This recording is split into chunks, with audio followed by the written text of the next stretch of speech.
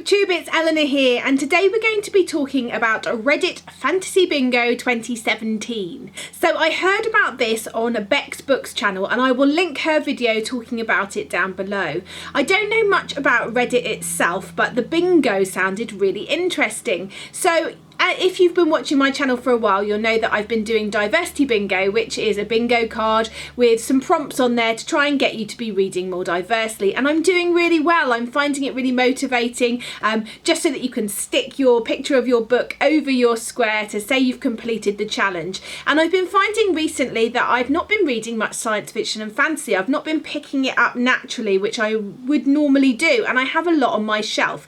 So what I thought I would do was also participate in the Fantasy Bingo. So this is the bingo square sheet. I'll put it up on the screen here so you can see some of the challenges as we go through, but I'm going to talk to you through the books that I'm doing for each of the squares. There's one square that I don't know yet. Well, the reason I don't know will become apparent, so let's go through these because there's a lot to get through. So on the first square, you've got any Reddit Fantasy Goodreads group book of the month. So if you go through the link down below, which will take you to the page where you can download this bingo sheet, it also has rules and regulations. So the rules are that 2017 bingo period is from the 1st of April 2017 to the end of March 2018, so it's only just started if you want to participate as well. You can't use the same book or author more than once because they want you to try and diversify your reading, to read lots of different things. So you can't use two books by the same author or the same book to cover two of the squares. And then they also put, I've printed this out, the instructions, information about each of the squares and what they mean by that, just in case it doesn't make sense. And for the first one, when it says about this Reddit Fantasy Goodreads group book of the month, it says any past or current book of the month featured, and then there's a link which takes you to that Goodreads group. So far there is books on there that I don't own, and the one book that I do own, I have read, and I read it last year, so it doesn't count. So I'm waiting each month to see what comes up for that one. But let's go through the others.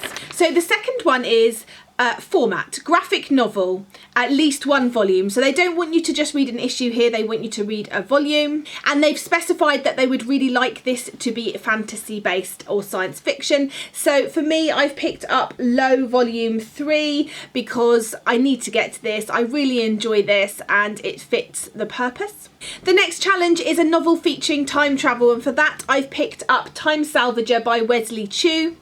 So this is set in a time where Earth's basically gone to pot, and we're living on these outer moons. Our main character is a cron man, which means that he makes these time travel he makes these trips to Earth to collect sort of wreckage and bits from the past, but he has to try and do that without changing time. So it sounds really interesting, and I just think it sounds good, and it's a time travel book. So next up is a fantasy novel published in 2017, and for that I haven't got it yet, but I will be reading A Court of Wings and Ruin by Sarah J Maas, which is the third book in the Court of Thorns and Roses series. I can't wait for this, so I'm really excited. And then for a author's debut fantasy novel, I will be reading The Waking Land by Callie Bates. It's about a girl who has been captured by her sort of dad's rival, a rival king, and spent 14 years sort of in captivity with them, and then her dad tries to get her back and uses her for different things, and there's magic. So I'm looking forward to trying this one.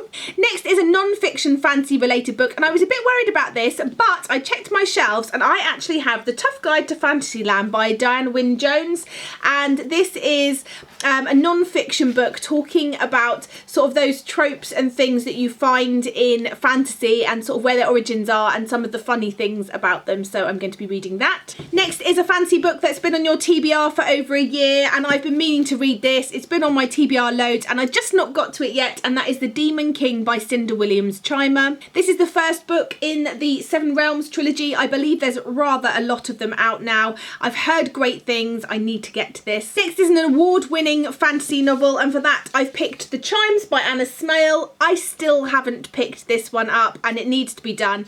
Next is subgenre: dystopian, post-apocalyptic, apocalyptic, or dying Earth. I looked this up, and the list that came up on Goodreads of books that fit the bill for this included this one, which is The Programme by Suzanne Young. It's a book I own, I've wanted to read for ages, and so I think this would be a really good one. This is a YA story about set in a time where suicide has become sort of this epidemic among young people, and I believe they go into this sort of programme to try and stop them. So I'm intrigued. Next is a Reddit Fantasy Big List 2016 underread or underrated book. If you go through, like I say, to the link down below, there is a link that takes you to a list for this, and on that list, thankfully for me, was one I own, and that is Six Gun Snow White by Catherine M. Valenti. This was going to be part of my Disney sort of princess retellings, and I didn't get to Snow White, so this is a perfect opportunity to read this one, and I'm looking forward to it, and it's a nice short one, so I should be able to read that quite quickly. Then we have a horror novel. Thankfully I have one of those on my shelf. I'm a bit nervous, but I should read it. I have owned it for ages, and that is Heart-Shaped Box by Joe Hill. I really enjoyed Nosferatu, and I really enjoyed listening to The Fireman recently, so I'm quite interested to get to this one. It's been sat on my shelf for far too long. It's about a man that's really interested in sort of all the macabre. He has this sort of collection of really weird, dark, macabre things, and he sees online this ghost for sale, and he decides he's going to buy it. It thinks it's perfect for his collection, and let's see what happens after that. Ghosts. Next is a fantasy novel set in a desert, and for that I'm going to be reading The Killing Moon, which is book one of the Dream Blood series by N.K. Jemisin. I don't know much about this. N.K. Jemison's been a bit hit and miss for me, but it's got priests and dream goddesses, and it's set in a desert apparently, so this is going to fit the bill for that one. I very cunningly managed to tie in a whole 3 books in a series on the bingo squares. So one of the bingo squares is to reuse any previously fantasy and bingo square. So for that I'm going to pick a sequel, steampunk, as one of my ones for this, and also Fantasy of Manners. So one of the boxes is a subgenre Fantasy of Manners, one is a sequel, not the first book in a series, and one is to reuse a box already done. So for that I fit the bill with books 1, 2 and 3 in Gail Carragher's series. So we've got Etiquette and Espionage, Curtsies and Conspiracies, and Waistcoats and Weaponry. So all 3 of those fit 3 different squares. I know this is cheating because we're not meant to use the same author, but I am ignoring that one because I want to get to these. The next square is for a self-published novel, and I'm going for the second book in a series by Michael R. Miller. This is part of the Dragon Blade series, and it's called Veiled Intentions. I loved the Dragon's Blade, and it's about time I get to this. Michael very kindly sent it to me, and I really need to read it, and I'm excited to get to it and see where this story takes us now. Next is a fantasy involving a non-human protagonist, and for that I'm going for Deep Blue, which is the first in the Waterfire saga by Jennifer Donnelly. This is involving mermaids.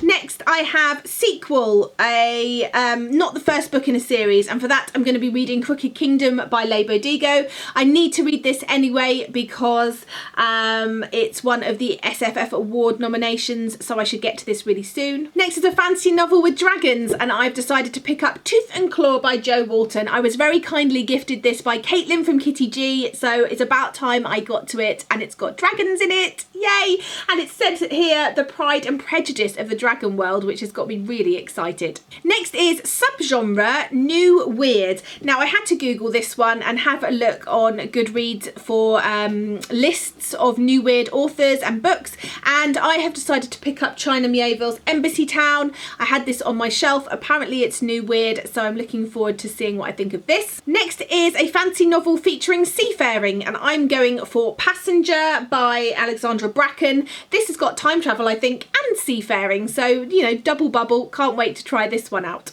Next is to read 5 short stories, and for that I'm going to be reading Stories of My Life by Ted Chiang. I've ordered this from the library, so as soon as this comes in I can read that and hit that square. And then this one next says novel by an author from a Reddit fantasy author appreciation post. So I went through and looked through these, and one of the authors mentioned was Tanya Huff. I have Tanya Huff's first book in a series called Valor's Choice. It's a Confederation series novel. It's the first one. I have a lot of these on my shelf, so if I like this it might give me the push to carry on with the series, so I shall be picking that up for this square. And then actually there is one other square that I can't find anything for, and I'm hoping that you can help. This one is called Getting Too Old for This Crap, fantasy novel featuring an older, in brackets 50 years plus, protagonist.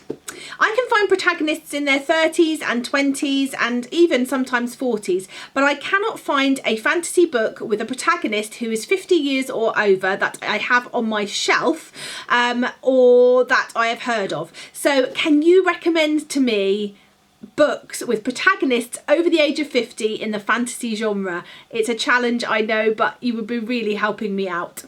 Anyway, so that's the books that I'm going to be picking up in that pile to hit the bingo. I'm really enjoying this bingo idea, so I'm looking forward to carrying on with my diversity one, but now adding this fantasy one to just get me back into fantasy, because I do love reading fantasy and science fiction and I need to get back into it. So that's it from me. I look forward to speaking to you soon. Bye for now, BookTube.